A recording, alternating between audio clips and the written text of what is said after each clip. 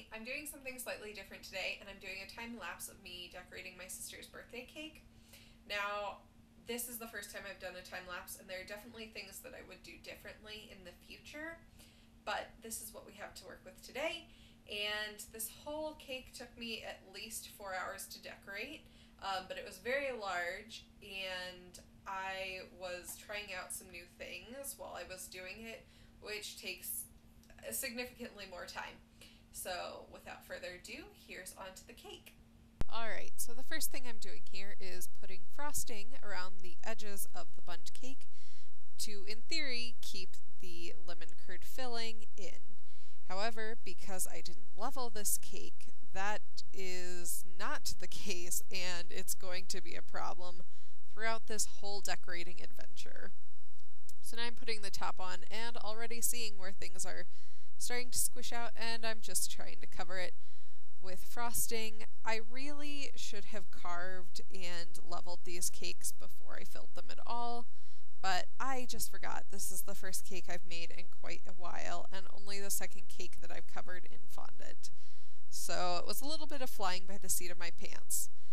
So now I'm just carving it into the tea kettle shape that I want, but you can already see where things are sliding and filling is gooping out the side.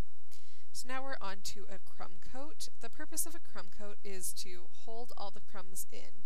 This is very important for buttercream cakes and chocolate cakes, but it also helps with fondant cakes and just makes the underside of the fondant look better. But at this point I am also trying to level out any of the weirdness that I have going on from not leveling the cakes.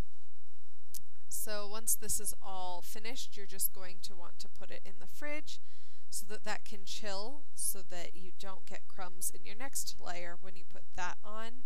It'll just sure everything up. Alright, so now we're out of the fridge and we're just doing our final layer of frosting. I like to lay this on pretty thick and then work from there, and you're just going to smooth it out. Now, this process, if you let me, would take forever, but I watched a video of a guy talking about ganache, and he basically said the same thing, and he said at some point you just have to let it go or you're going to be there all day. So get a kind of thick layer of frosting going, but not too thick because you're going to put fondant on, and fondant is like an electric blanket on frosting. So here's the fondant, and we're just going to roll that out until it's the size of the cake plus an inch.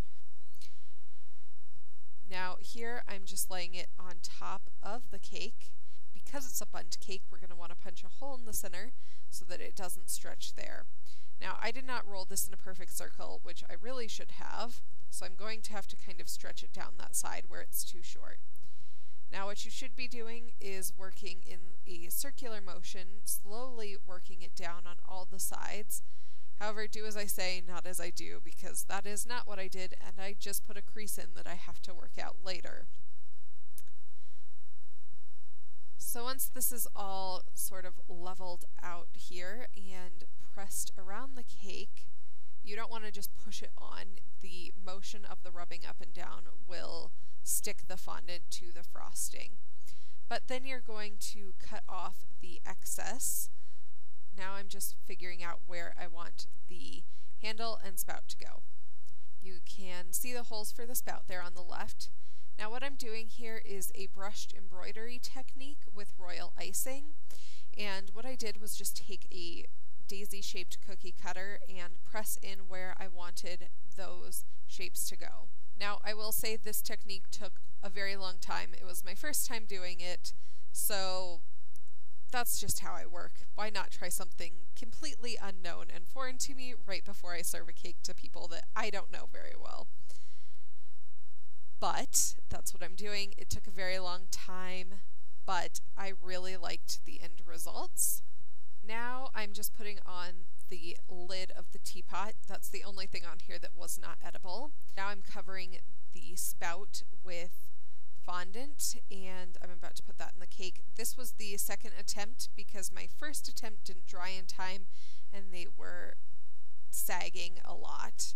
Another thing that would have helped the sagging would have been if I had made the cake's level in the beginning because the skewers were going through a lot of that frosting where there wasn't cake to hold it all together. So that was me decorating the cake, and here's a picture of my sister with it. If you have any other questions about cake decorating, let me know. I'm definitely going to be covering more cakes in fondant and continuing to develop that skill. I think I'm pretty skilled with buttercream and royal icing, but fondant is something that I'm trying to get better at. If you would like to know when I make new videos, don't forget to hit the subscribe button, and if you liked this video, hit the thumbs up. And until next time.